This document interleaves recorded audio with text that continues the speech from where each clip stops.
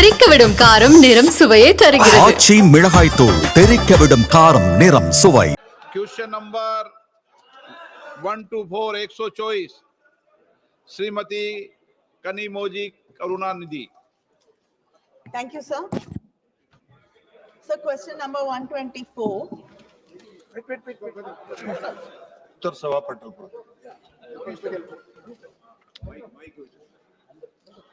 So I'd like to know, in the reply the minister has given us, the funds for Tamil Nadu has been decreasing. In 17-18 it was around 731 crores. The next year it was around 800 crores. But this year it is only around 400 crores. I'd like to know why, what are the reasons the funds have been reduced, and whether the government is aware that states are not being fully given their allocated funds. In many states, the funds have been reduced. It's just not Tamil Nadu. And what are the monitoring mechanisms in place to ensure that the states receive the full funds? Thank you. अध्यक्ष महोदय, मूल प्रश्न own source of revenue पंचायतों में कैसे बढ़ाया जाए उससे, लेकिन माननीय सदस्य ने पूछा है कि पंचायतों को दी जाने वाली राशि घटी नहीं. पंचायतों को दी जाने वाली राशि कभी नहीं घटी. प्रधानमंत्री नरेंद्र मोदी जी के 11 साल के शासनकाल में जो फाइनेंस कमीशन, जो वित्त आयोग जितनी राशि देता है उसको हम दो भाग में बांटते हैं. 90% राशि हम आबादी के आधार पर देते हैं और 10% राशि हम जो क्षेत्रफल है राज्य का उसके आधार पर देते हैं. अध्यक्ष महोदय, माननीय सदस्य ने कहा, हम आपको ये बताना चाहते हैं कि जो 13वें वित्त आयोग के अनुशंसा पर जो 13वें वित्त आयोग का साइकिल था 2010 से 2015, उसमें 176 रुपया प्रति व्यक्ति प्रति वर्ष के दर से दिया जाता था. और 11 साल के शासनकाल में, 10 साल के शासनकाल में, 15वें वित्त आयोग में मोदी जी के शासनकाल में 674 रुपया प्रति व्यक्ति प्रति वर्ष दिया गया. ये 4 गुना की बढ़ोतरी है. माननीय सदस्य कह रहे हैं कि नहीं बढ़ रहा. हाँ, राज्यों को जो पैसा सेकंड इंस्टॉलमेंट दिया जाता है उसके कई क्राइटेरिया, और उन क्राइटेरिया को जो राज्य पालन नहीं करता है उसको हम लोग सेकंड इंस्टॉलमेंट नहीं देते. जैसे उसका काम है कि पंचायतों में चुनाव होना चाहिए.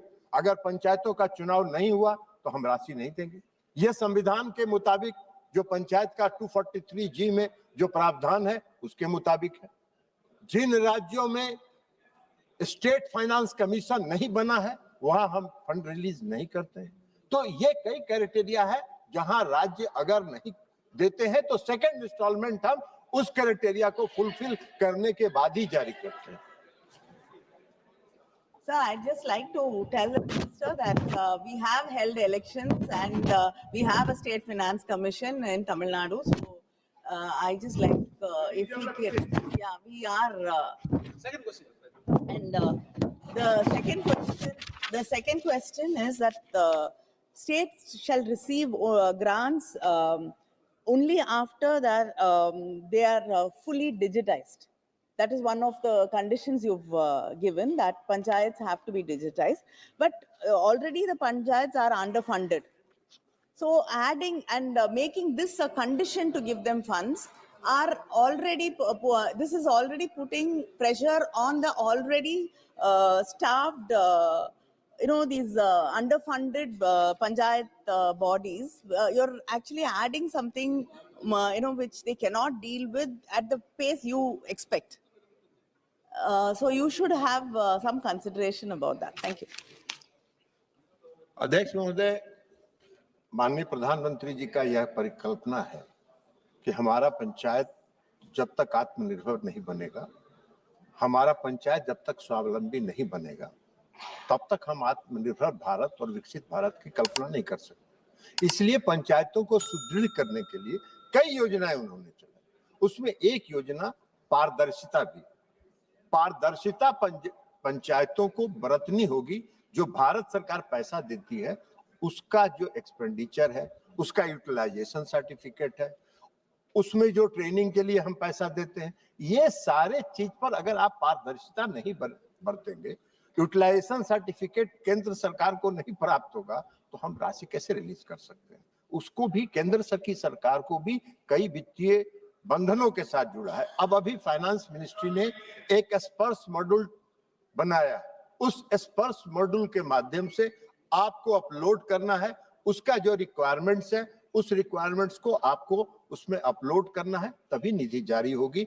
हम उम्मीद करते हैं, जैसे माननीय सदस्य ने तमिलनाडु की बात की, हम इनको बताना चाहते हैं कि आपके राज्य से यूटिलाइजेशन सर्टिफिकेट इस जुलाई महीने में आया है। अब जुलाई महीने में आया है, तब हम उसको एग्जामिन करेंगे। தெறிக்கவிடும் காரம் நிறம் சுவையை தருகிறது. ஆச்சி மிளகாய் தூள் தெறிக்கவிடும் காரம் நிறம் சுவை. மின்னம்பலம்.com தமிழின் முதல் மொபைல் பத்திரிகை.